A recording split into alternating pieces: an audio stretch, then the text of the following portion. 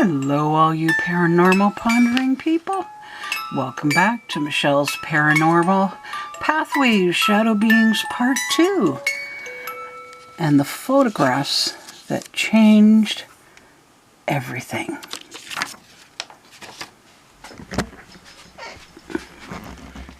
Hello. Here I am. Yes, it's been a few weeks since I put up the first Shadow Beings video, and I apologize. Life got in the way and I haven't gotten the video up, so hopefully I can just shoot straight through this and present the evidence as is and let you figure out what you think from there. In the first video about Shadow Beings, we talked about Hamilton, Ontario, 1972, when the neighbors moved in and they brought a friendly shadow being with them from England.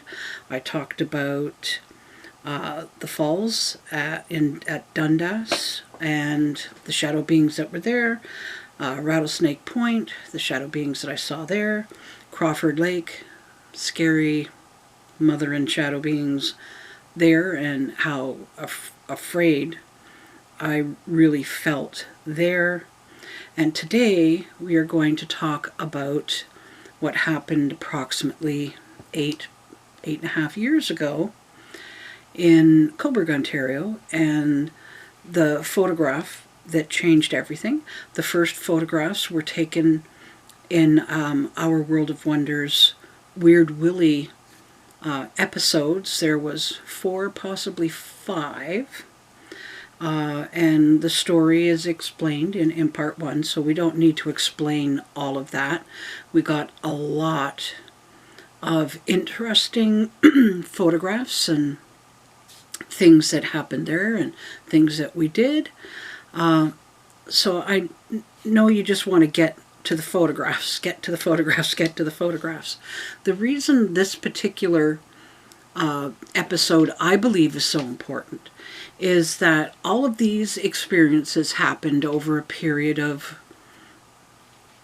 close to 50 years. And little by little, incidents happened, situations changed. I added more information as I was going along. This isn't something that I read in a book or I saw in a movie or I was watching a ghost thing on television and they talked about this. No, these are all experiences that came from direct experience that I have had. And the reason that I'm sharing these videos is that 2 years ago I had a very bad congestive heart failure.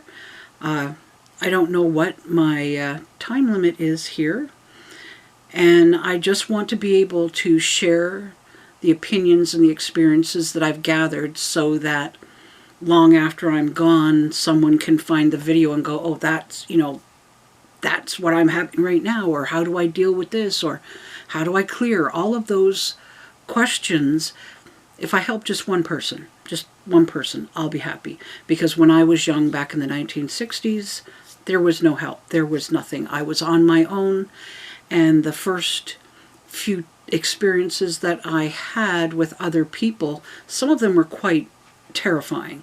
So, there was a lot of years living in total fear until I finally met the right people who had some answers, and it just sort of kept going and going and going. It wasn't until recently and the invention of computers and the internet and all of these communication lines that didn't exist when I was young. The problem with that is that there is as much negative and false evidence out there, especially when it comes to the paranormal, as there is truthful experiences and things shared out there about the paranormal. But it goes for everything. It's just the way the internet is, and it's a really hard, difficult information trail to follow. So you always, if you're investigating and you hear a story, always try to back it up. Always try to find the original source.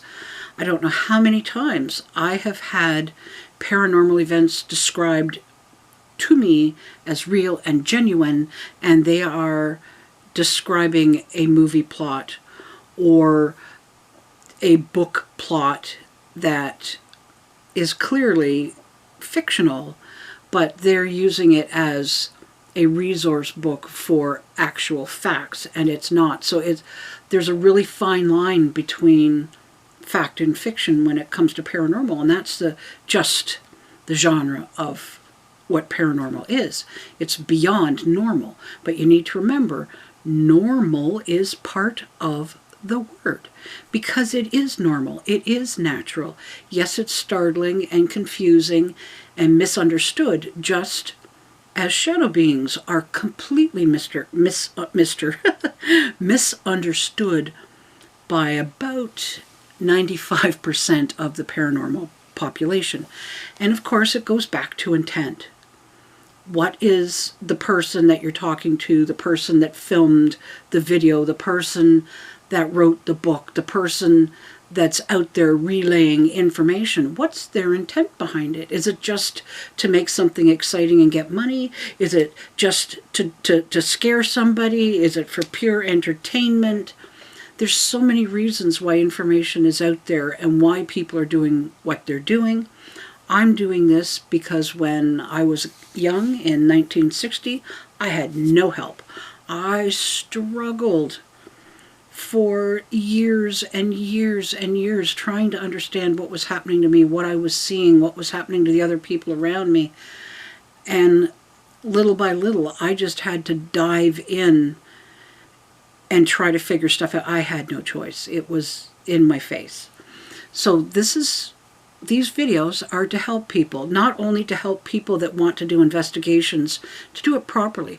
I'm not saying that every paranormal person out there is doing it wrong, but you do need to find out the intent behind why they're doing what they're doing. If it's just purely for entertainment and they're doing scary stuff and things of that nature, that's fantastic. But you need to know going in, it's not a reference book or a source book on how to deal with the paranormal. It's entertainment. One of my favorite paranormal shows that I used to watch, and I'll give a little hint, it deals with plumbers. And they did a lot of stuff that I really, like, oh, they're using these meters, they're doing this, they're checking that. It was fantastic. Then they did like a Halloween special, and they started to bring out the tricks. And the problem is, I know those tricks. And it was like, no, they didn't just do that. And then I thought, well, you know, they're doing a live show, they're trying to pull people in and grab their attention. And that was the beginning of the downfall for me of those two guys. I really enjoyed them. They were entertaining. They were trying to present themselves as serious investigators, trying to figure stuff out. And then after that, all of a sudden, it was like, oh, they did that. Oh no, they did that. And I just lost it. And my friend Charlotte and I, we were talking about it, and it's like I can't believe they did this or they did that. And my wonderful friend Valerie turned to the both of us and said, why don't you make your own videos and show people what you know? And again, I'm taking her advice. The pandemic has lasted a long time. We can't get out and do investigations. I've wanted to write a book about my paranormal experiences for a long time so that I can teach others what I know and they can fit whatever the facts are into their experience and hopefully keep people from being afraid. And when you have the tools to not only know what to do if something happens, but, oh, they've experienced this too, then you know you're not alone. Or if you want to do investigations and you're really frustrated because everybody and their aunt's mother is telling you that what you're doing is wrong, or you're just making this up, or that's just a bug, or this is just, you know what, there's going to be people that are always going to tell you that what you're doing is wrong or faked. There's always going to be people that say absolutely everything you do is right and correct because they want to believe no matter what. Then you've got that middle road where people are curious and not really sure, and they just want to learn everything that they can. Like, there's so many different reasons. So, you know my reason. My health is not what it used to be. It's getting better. I want to share my information before it's gone. My kids are sort of interested, but not enough to go out there and share anything I've ever shared with them. These videos contain a lot of stuff that they have no idea I've ever experienced, because it scares them and they don't want to know. That's just the way it is, you know. And sometimes your family is your own worst enemy. But if there's ever an instance where there's something going on, they come to Mum and, you know, can you do your mojo? It's like, yes, I can. And that's why we're sharing today. So, enough of me talking. Let's get to the setup. I'm going to put my good old eyes back on so I can attempt to actually see what's going on. Here is the photographic evidence that everyone, hopefully, has been waiting for. I'll take that off and move this over. We don't need that anymore. Unless I need to reshoot, because, you know, that happens a lot. Okay, that can go. Let's open up. There we go. So we're going to start with our intro. I will try to zoom in, but I got to remember I got to zoom back out, because that's where I ended up having some issues. So if you're looking at our World of Wonders videos, we have an intro, and I will just click it. The intro is like maybe 30 seconds, something like that. And you've probably seen some of these. That's my good friend Charlotte. It does say in the video where different things happened, and just after Charlotte's car with an elemental in it, yep, you heard that right, there is We Are Not Alone, and there are two unusual beings between the tree. Now these guys are standing, this is just a terrible drawing. They're sort of between the tree looking towards this tree. And as it turns out, these two guys, this is one angle of them, and we've got more than one angle of them. So we will just try to zoom in a bit here. And while I was trying to describe what I was seeing, the pencil was way off. And the reason we're doing this is the original SD card was lost when we rendered a lot of these old videos. I did not have a high def or large pixel rate at all. So once we rendered everything, we lost a ton of clarity. It's just the way it happened. So when a lot of people say, how come that's so blurry? It's so blurry because when something gets rendered and blown up and cropped, it can lose a lot of definition. That's just the way it is. And because I can't find my original SD card, I did have the file in my hands and then it disappeared. Part of the issue with my computer is it crashed a while ago, so nothing's where it used to be. So you can clearly see the guy here. There is the brim of the hat. Here you can see his ear, side of his face. He has sort of big almondy kind of shaped eyes that could partly be shadow from the brim. His nose is here. His arm is coming down and to the front. He's got a long black coat and the legs. And then above, oh, this is the one I gotta,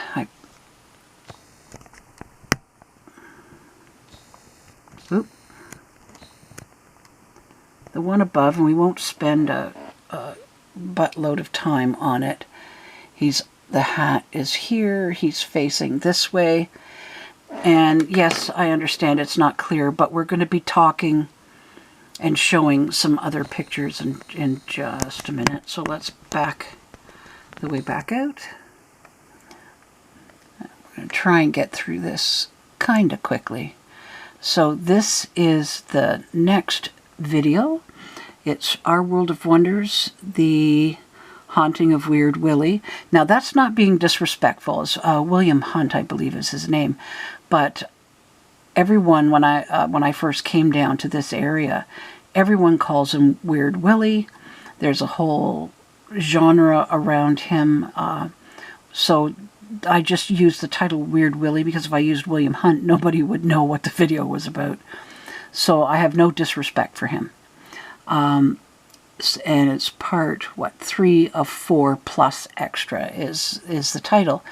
And we are going to be zooming in on this part here. So I'll just let the video play. Although, that does sort of kind of look See, like this is where that picture of the but two... That's not what I wanted to look at. When you have these types of pictures, and I'd mentioned about how they like to hide, in between here,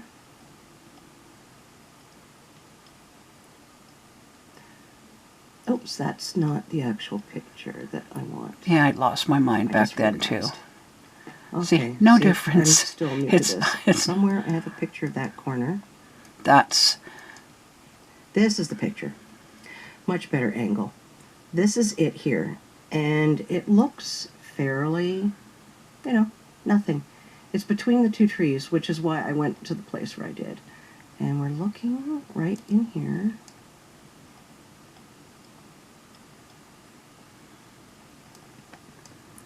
Oops. Okay, that's a good place to stop. Now, those two guys that were in the thin opening between the tree are here, different angle, and I'm going to use the arrow here because I'm looking at the screen and trying to look through the camera at the same time, and of course it's going to look slightly off, and I apologize for that, but you've got the hat here, the brim, got the face here, the eyes, nose, the shoulder is here, disappears behind the tree, arm comes out, and it looks like he's holding on to a stick or something. It's hard to tell just what that is, whether it's something in front, like a branch in here, or if he's actually holding, but it does look like he's holding something. And then the other arm, shoulder, arms coming down to the stick as well. You've got the long oiler coat. You've got leg here, leg, foot. And the other one, which matches here. So there's that. Oops. Now, can you see? Or not. Oops. Just a moment. Okay, keep going, Michelle. There we go. Now, above the hatted man, so here's his face, and the hat, the hair coming down. You can see the eyes, shoulders. There's another man right here, another shadow being. The brim of the hat is here. You can see it goes behind this branch. The hat is here. You can see sun and shadow. The face is sort of elongated. The chin is here. Sort of bigger, almond-y shaped kind of eyes. Nose here, small mouth. The interesting thing, right here, you can see a shadow. So when the light is coming clearly from this direction, you can see the light on this guy's shoulder. You can see the light. He's sort of on an angle this way, and you can see the light hitting the shoulder here. You can see the light hitting the hat. You can see the shade on this side of his face. A lot of people will say that's just your mind looking at something and making a picture of it, and some of the really smart people who like to try and make everyone look stupid will use the big, long, fancy doctor word, which I'm not gonna. And it's like, no. It might generally look like something like that, but when you consider where the light is hitting, where the shadows are, the details we're looking at, it's not going to have details like this. It's not going to say, okay, if it was just my mind making something up, it's either all going to look like it's got light touching it. It's not going to say, okay, well, the light comes to the middle of the hat, and where the shadow should be, it is.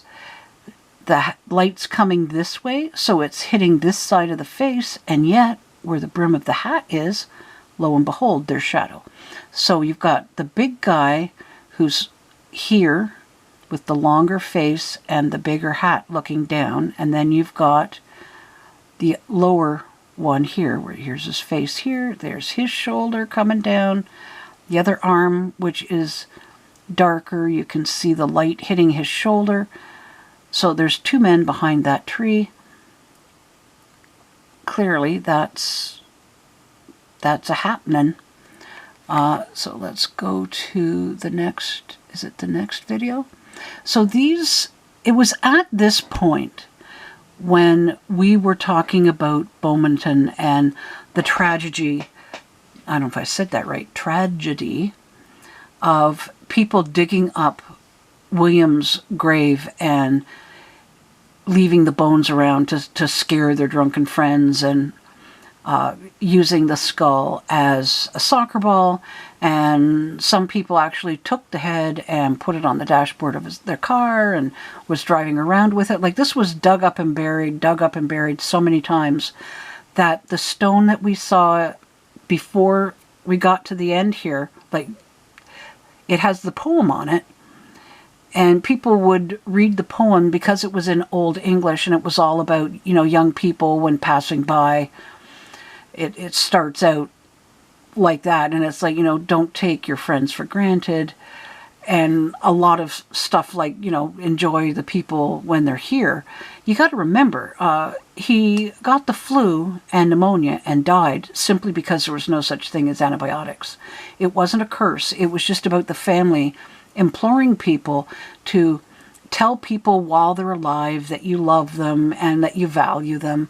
And young people turned it into a curse, which made them think they could dig up the bones. Well, that granite stone is not over his grave. They buried him in his original place, apparently, and put up a fake stone so that he couldn't be dug up anymore. So we came to the conclusion, along with other things, that these were guardians, that they weren't... See, we still hadn't made that association. We just assumed they were elemental guardians who were guarding the cemetery and keeping the people safe there. Then you fast forward to the Coburg run that we had, where we went around one night and we took pictures of all the places that we wanted to go back to and investigate, and Victoria Hall is one of those places. It's very old. It had a courthouse in it, a very famous courthouse. It has famous architecture. There's a lot of reasons to go and visit it. It now has the town hall, like the building, you know, like the places where you go pay your taxes and stuff, like whatever those buildings are called. I can't think right now. So we knew that because of the courthouse, there was a story that a particular gentleman was sentenced to death by hanging for killing his wife. I mean, he totally deserved what he got. And he ran from the courtroom thinking that he could run away, not realizing that when you're in court, all the doors are locked, you can't get out. And he was like shaking the doors while the guards were coming to grab him. And the doors still apparently shake quite a bit, you know, in the middle of the night. So we knew that story, and of course we were going to be going in to get pictures of that, but we were just taking pictures of the outside of the building. And I'll just put this on. The judge's chambers, a concert hall. I'm just reading about administrative offices, what was council in there. chambers, law offices, and Masonic lodge rooms. Okay, picture number 2 is the back lot where we parked on our first trip to Victoria Hall, where we didn't actually get inside. Okay, now the fire hall is a separate building. It is not attached to Victoria Hall. This is the hose tower. It's shorter than it was. It had, I'm not sure, 1 or 2 more stories to it. And they used to hang the wet fire hoses in here, which was like a thick cotton canvas. So they would hang from like rafters to dry. Where we got the picture that changed everything was back in here. Let's see if I can find... Okay, these are the windows where it happens. So the Victoria Hall goes way back in here, and this is just, their buildings are quite close together. Now, while I was looking at the firehouse, I was getting these sensations that there was something here, there's something here, like that electrical kind of a feeling, like, you know, when there's been a storm or there's lightning and you know that there's something. I took dozens of pictures, and the only thing I found in any of the windows was a weird curtain that was sort of tucked up and shoved up by the window, and a plastic bag. And these, we never noticed anything in here. I was more concentrated on this building. So it's this window, this white line, well, I'll say it's like the floor line, but here we go. I'm just going to push and stop it when it gets to the right spot. If you look very carefully above the white line, you can see something very unusual. My initial feeling when I first blew this up was that it was a guardian, or as some people call them, shadow beings, like the one that I captured in the Weird Willie episode, or in plainer terms, a dark, shadowy figure wearing a hat. So I've blown it up in a video because my cropping seems to get really messed up when we render. So the next it's still happening in 2022. window so that you can see better. This is my video crop of that picture. Now where we're going to be looking is in this upper part of the window here, and something that I discovered in the window above. So I'm just going to put this down. You see, you lose quite a bit when I'm this close. We're going to blow up this corner. This is where you're looking.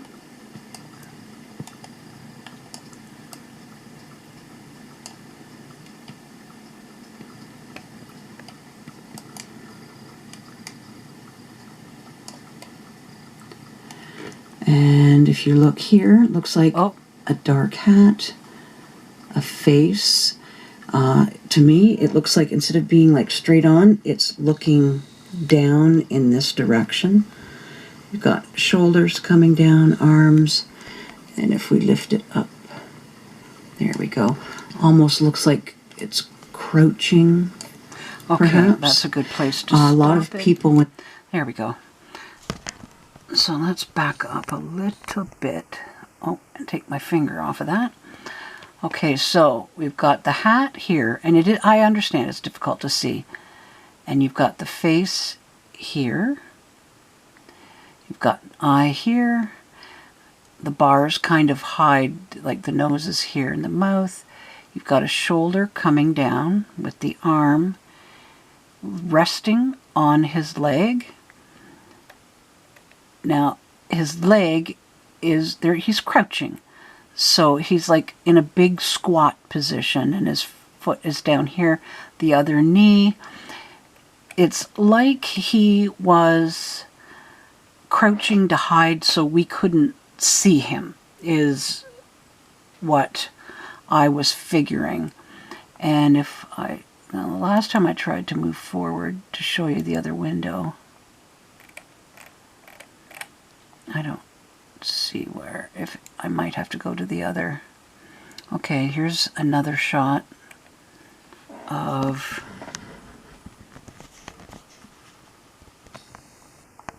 you can clearly see like the floor and the bars, and of course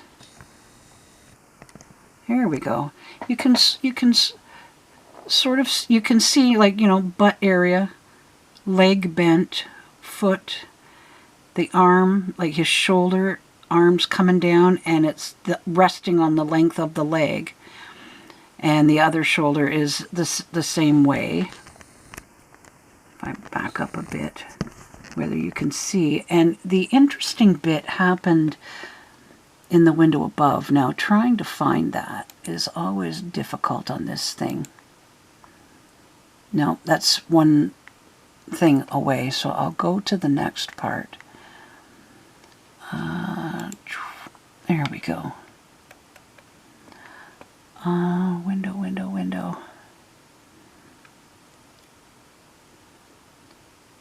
Because I've got a bunch of them. Let's see, is that the one?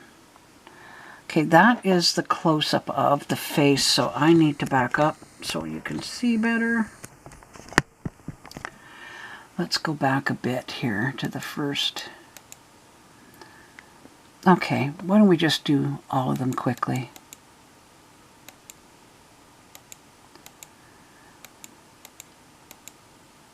As I understand, it's very difficult to see. It's messed up by rendering. So if we tip that up, here again, you can see brim of the hat. The hat is here. The face is here.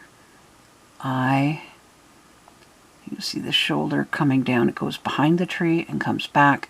There's definitely something here. And it's hard to tell, is it in front of him or not? But it does look like he's holding it. And his other arm comes down this way. Long black coat. And in some of the pictures you can see the legs coming down. So let's back up again, because that's how I ended up getting out of frame. Now this is the upper guy. Obviously I'm getting a bit of a lighting issue there. So you've got the hat here. You can see the hat catching the light here. You can clearly see the long, thin face. You can see the almond-shaped eye. You can see that this part of the face is in shadow, but you can still see the mouth, the nose.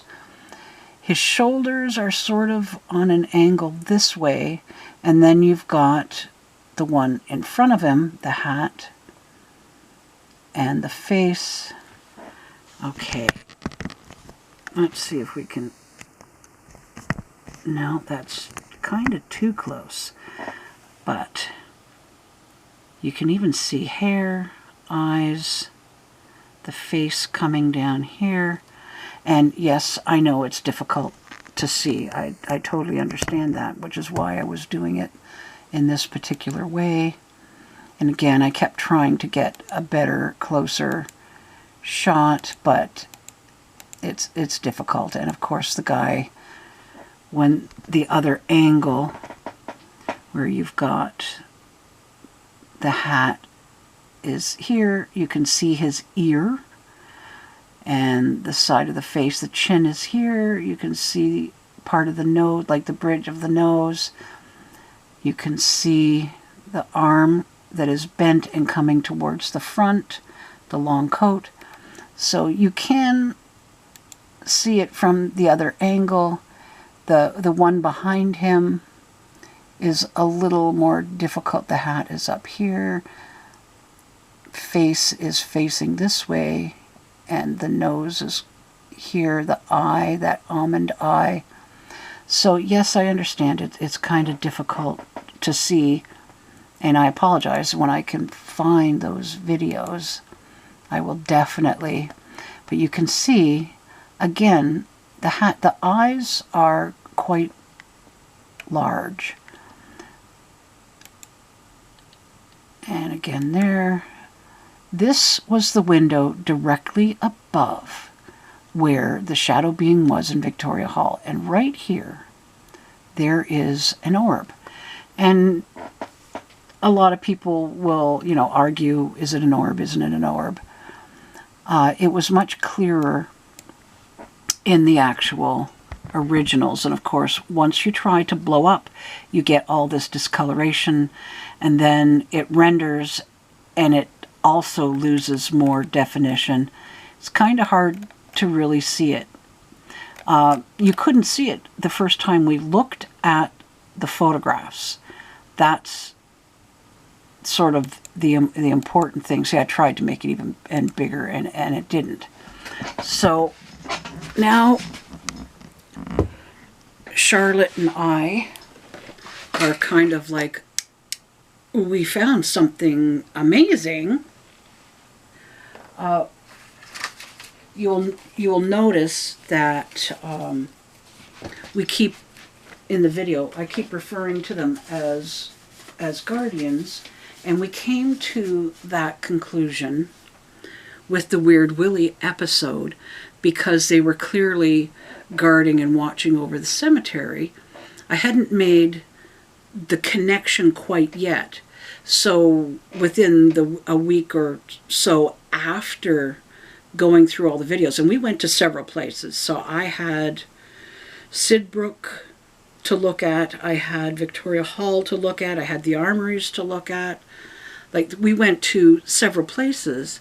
So there was a lot of, pictures to go through and film to go through. So it was a couple of weeks before we discovered the crouching man, I'll just refer to him that way, and didn't even see the orb in the window at this point. So we decide we need to get into Victoria Hall, and we do. There's a very famous court in there, and we caught a few orbs, and they were kind of playing with us, and then we go, oh, let's take pictures of the stairs, and like, oh, that looks like the exact same orb on the stairs. And little by little we're going up, and when I got to the second landing, I started to feel incredibly ill. Not like it was, what happened was, technically, I walked into an energy field that did not match my own. And it was messing me up really badly. I felt like I could throw up. I felt like I could have diarrhea. I felt terrified, like I needed to run, like I was starting to shake, and Charlotte's like, is your blood sugar low? Do we need insulin? Do we need sugar? Like, what do we need to do? And I'm like, no, it's not that. Like, I'm sure it's that orb thing.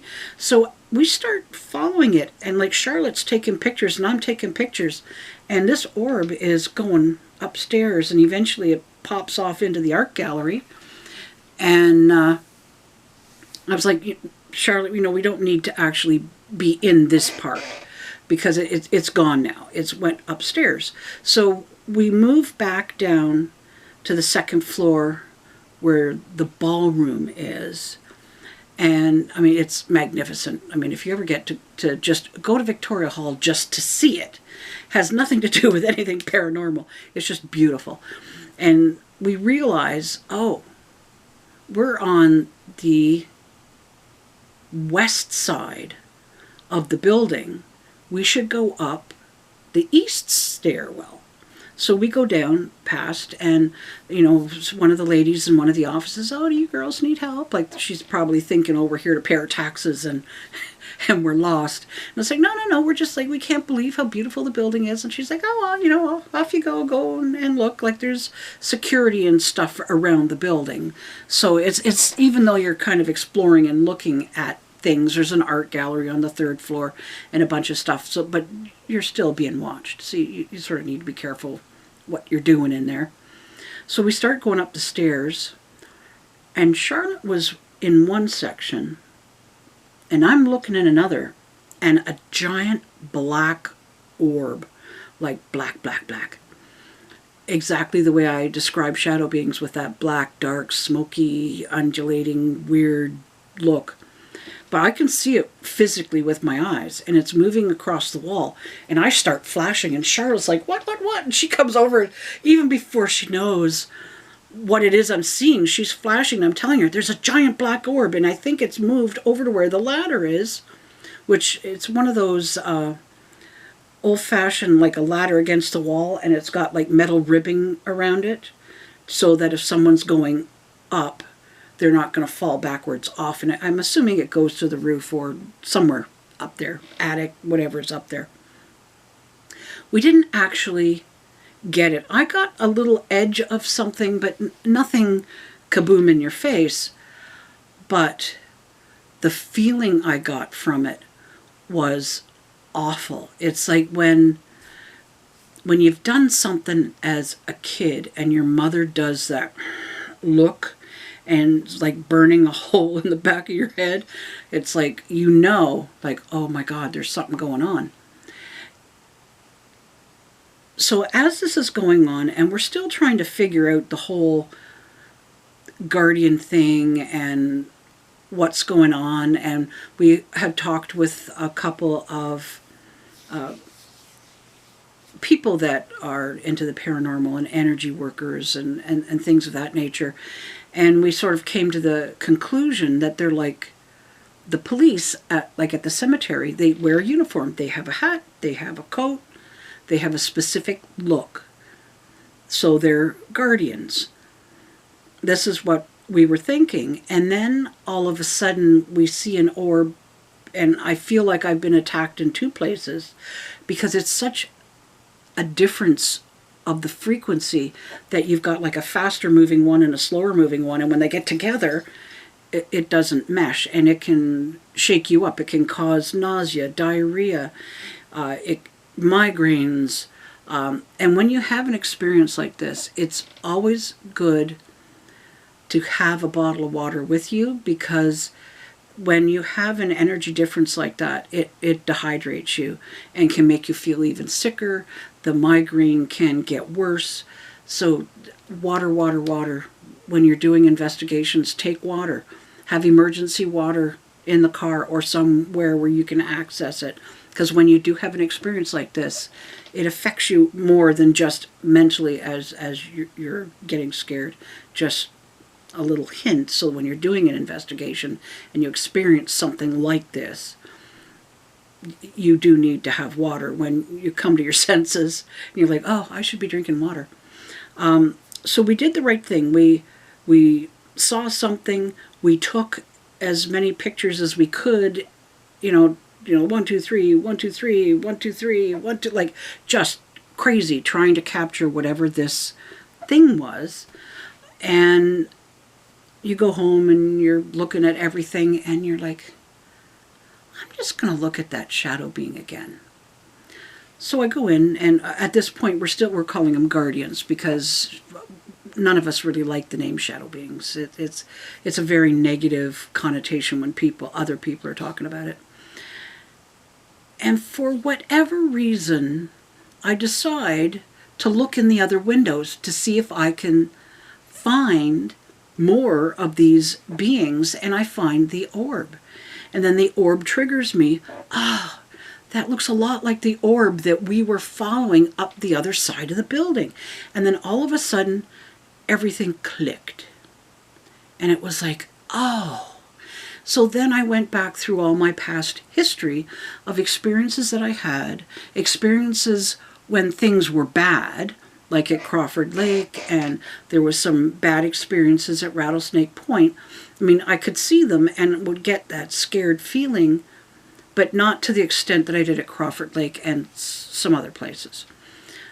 So all the pieces started to fit together, and I went, oh, it all makes sense. And then, of course, you start talking it out with Charlotte and our friend Valerie and other people, and all of a sudden, it's like, that's it. That's what's going on. Now, there's going to be people out there that say, well, your shadow being, your people with hats are different than our people with hats, and our experience is different than yours, and they're completely different. And no, they're not. And this is why. And this is the secret behind what's going on. Now, yes, there are other things that can be going on. I'm the first one to agree with that. But the situation, how can something that was playing with us as kids when I was 12 back in the 70s, be the same guy scaring the crap out of everybody else. And this is how it works.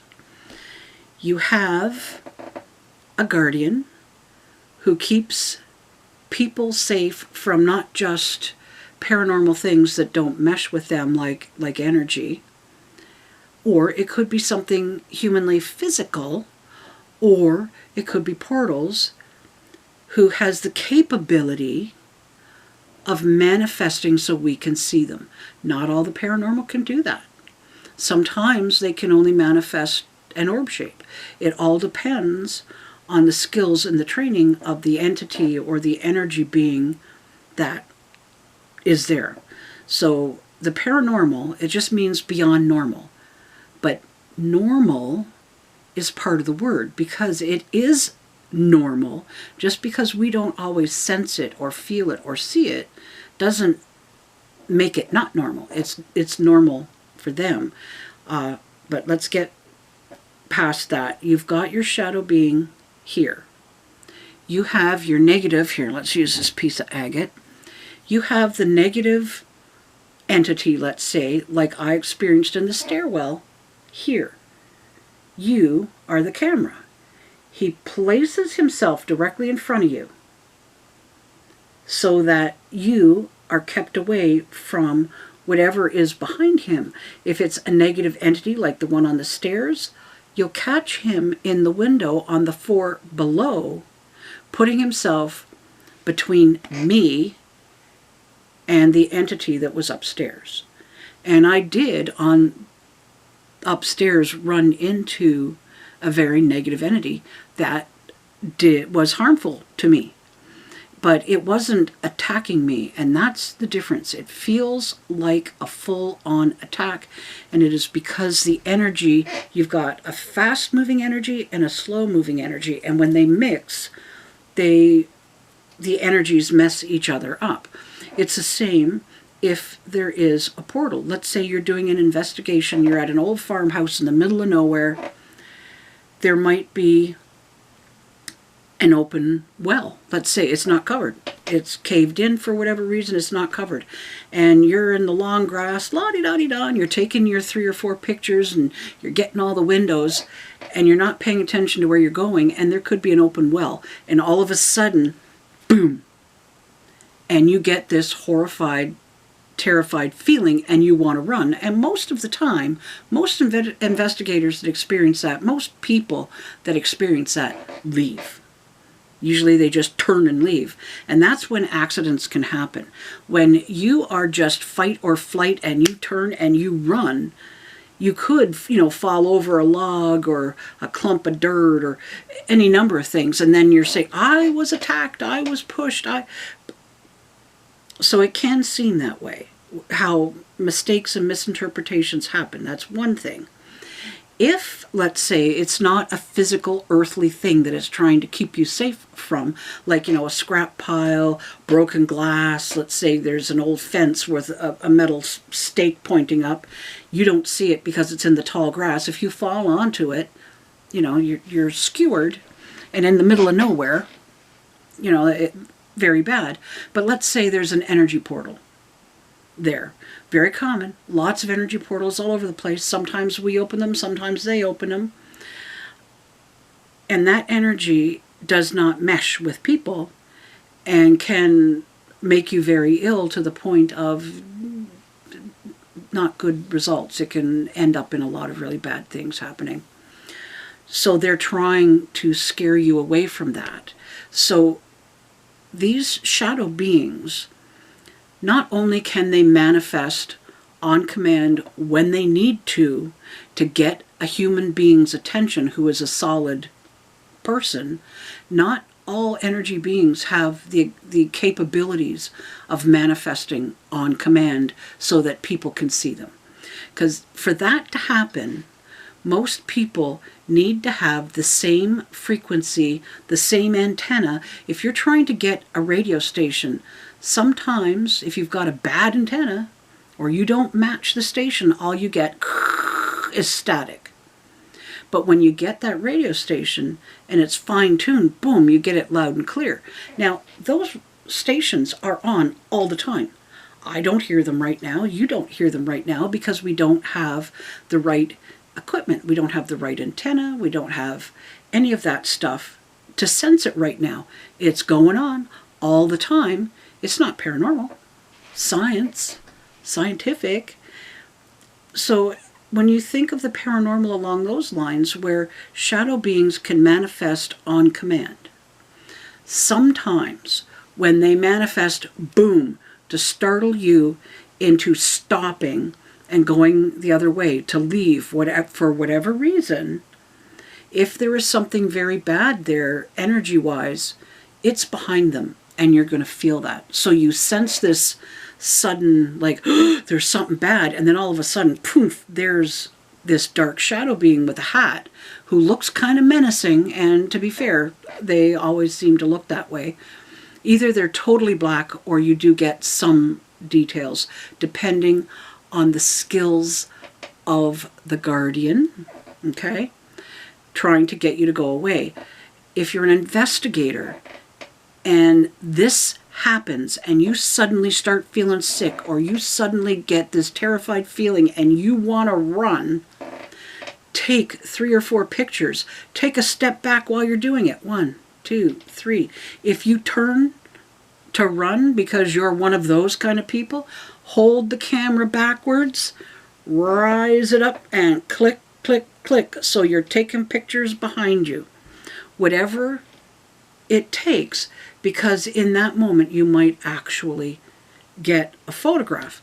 Charlotte and I were very lucky.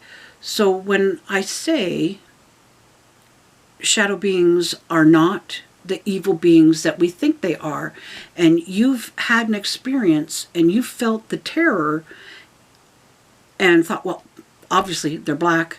I felt terrible. I was scared. I was startled. I was shocked. I had that fight or flight experience. They were trying to save your life. They were trying to keep you safe. That's why they're guardians. They're like paranormal policemen who are guarding and watching over us. And a lot of the reasons, like when I think about all the experiences I've had with Lisa and her guardian friend who played with us, he's her guide, and there may have been something that I was completely unaware of that he was protecting her from, but they're like elementals in a way as well. I classify them in that genre. When I was at Rattlesnake Point and I was seeing them along the woods, there was a lot of cracks in the rocks. There's lots of caves up there. Very, very dangerous area. You mix that with water and limestone. There could have been portals there that I was unaware of. I got completely horrified in one of the caves. You could sort of see in there. There was some light, but there was also a bad, like, abyss that was off near one side. So yeah, they're trying to keep people safe. And when you get that sudden scared and terrified feeling, it's a warning. So when that happened at Crawford Lake, I knew I was feeling a couple of things that didn't match up.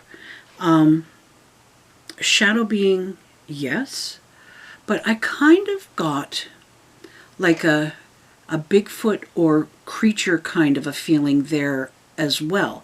Now, normally when it comes to Bigfoot, I don't get scared, but that doesn't mean that there's an angry one there. Doesn't mean that there's an open portal and they're coming and going through the portal, and that's what the energy thing was. So you can't just have a scary sense of something and then make a conclusion, well, they're all bad. My experience is that they're actually guarding things. And when I came to the conclusion, I went back and you're like, okay, that matches, that matches, that matches. And even now, when all of a sudden that sort of scary, weird feeling happens, I had a scary, unusual feeling in an abandoned house that Charlotte and I went to. So I basically said, okay, I'm going to leave. I started to go down the stairs, and I said to Charlotte, like, there's something not right. I'm going downstairs. I lifted my camera up and I took a picture over my shoulder while I was going down the stairs. I took 3 pictures. And this is why I always say take 3 or more pictures at a time. The first picture, nothing. The second picture, big orb directly behind me. Third picture, gone.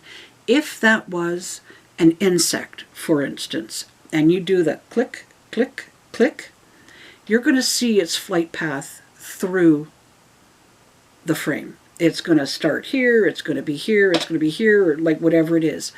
Dust moves very slowly and meanders around, and when it catches the flash, it looks very different than an actual orb. So it's going to be in those 3 frames, because dust meanders around unless there's like an air vent or a fan or something to cause it to move faster. So when you're going to a site, or if you're at home or relatives and you're experiencing weird things, always remember, take a camera, take multiple photographs seconds apart. Remember to stand still, and if you're in colder climates, hold your breath. That's a very easy way to fake a paranormal photograph. Just breathe. You may not see your breath, but the camera can pick it up. So very interesting. So very, very misunderstood subject. People will argue with me. People will say, oh, your hatted men aren't the same as mine. I have seen the pure black ones as well. Those particular ones were presenting themselves in such a way, I believe, because they could see that we were trying to be truthful, spread the word, talk about what actually, like facts about what actually happened at the cemetery originally. And we did some healing and protection rituals while we were there, and clearing of negative energy. We did a lot of stuff at Bowmanton Cemetery, and we got a lot of pictures, I think, because we were actually trying to fix what had happened in the past. So we gained respect, and they actually allowed us to see them. We got a lot of stuff at that cemetery. So very, very interesting subject. Now you know why I have such a different opinion when it comes to shadow beings. I did mention Men in Black, and I think part of it also has to do with shadow beings, because there is precedence there of men wearing black hats and black coats. I think that it's a very interesting subject. Yes, I believe that there's a bunch of different things going on, and it's not always men. Sometimes it's women in black as well. So that is a subject for another time. I'm going to try and get the Paranormal Academy videos up for our World of Wonders, and I'll see you next time. Thanks for sticking with me. Thanks for allowing my different ideas to soak in. If you have any questions, please put them up. You can go to the Facebook page, Michelle's Paranormal Pathways. I've been posting all the videos there as well. So if you want, they'll all be backwards, because every time I post one, there's probably going to be a video below that is actually before the video you're watching. So this is video 2, video 1 will be below, and so on. Or you can just go to Our World of Wonders and click on videos, and all the videos are there for you to see with my good friend Charlotte. Valerie's in a couple of, I think she's in one of the Weird Willy ones with our reviews. We asked her, what did we think? We were so neophyte and new back then. I hadn't used cameras and stuff in that way, so it was a lot of fun. So thanks for sticking with me. If you've got subjects you're interested about, or questions that you need answered, or how to deal with something, please let me know, and I'll see you next time. I hope I've been helpful.